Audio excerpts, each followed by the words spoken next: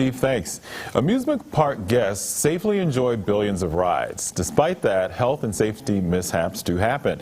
Here with more is Pete Trabucco, an amusement park and travel expert. Good morning, Pete. Well, thanks for having me on. I do appreciate it. It's good to have you here. You know, good to be back. We've reported on some mishaps in the news lately at amusement parks. Give us some examples of health and safety mishaps that can happen. Well, recently there's been an incident over at SeaWorld in which the actual tower got stuck, and they've had to go crazy with that to try to get that down.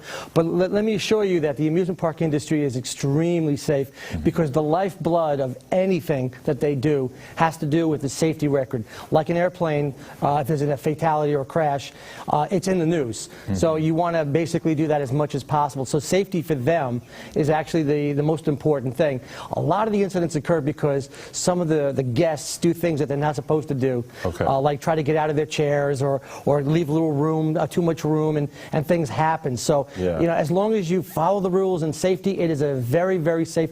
Probably 1 in 750 million people will actually be in a fatality once they're in the park. You have a much better chance of getting into an accident or incident on the way just driving to the park itself. Right. What are some of the things that the park does to help make it a safe experience? Well, the first thing, and we're talking roller coasters or any thrill rides, they are checked hours before you go on there. And of course, now with the computerized systems and the new systems, you know, for example, like Steel Force, and you know, there are backup systems that will automatically shut down if there's any problems or situations. So in addition to be looked at by the maintenance crew, they also have backup and fail-safe systems so that if something does go wrong, the ride automatically shuts off by itself. What are some things our families can do when we go to make sure that we're safe? Well, it's kind of hard to talk about it with the snow on the ground, but obviously hydration is the most important factor. Whether you're here in Florida, I mean going to Florida, or here, you know, going to Dorney Park, you want to make sure that you keep your kids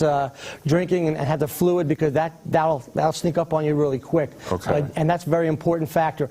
And always, you know, middays are not a very good time to be at the parks. Go in the morning and maybe later on towards the end of the day. But during the day, go to the pools, just enjoy yourself. Don't find yourself in a park. It's crowded, and there's a lot going on, and a lot can happen there. You mentioned Florida. It was a slip, but where are some of the good places to go during the winter for amusement parks? We all know about Disney World, of course, and Universal Studios, SeaWorld. There's another great one. Busch Gardens down in Tampa. Six Flags Over Texas in Arlington, Texas is a great place to go. Another destination location.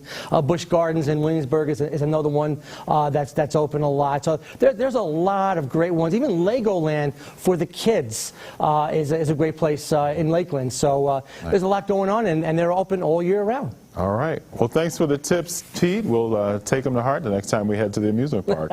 Thanks for having me on. Absolutely. We're going to take a break. We'll be right back.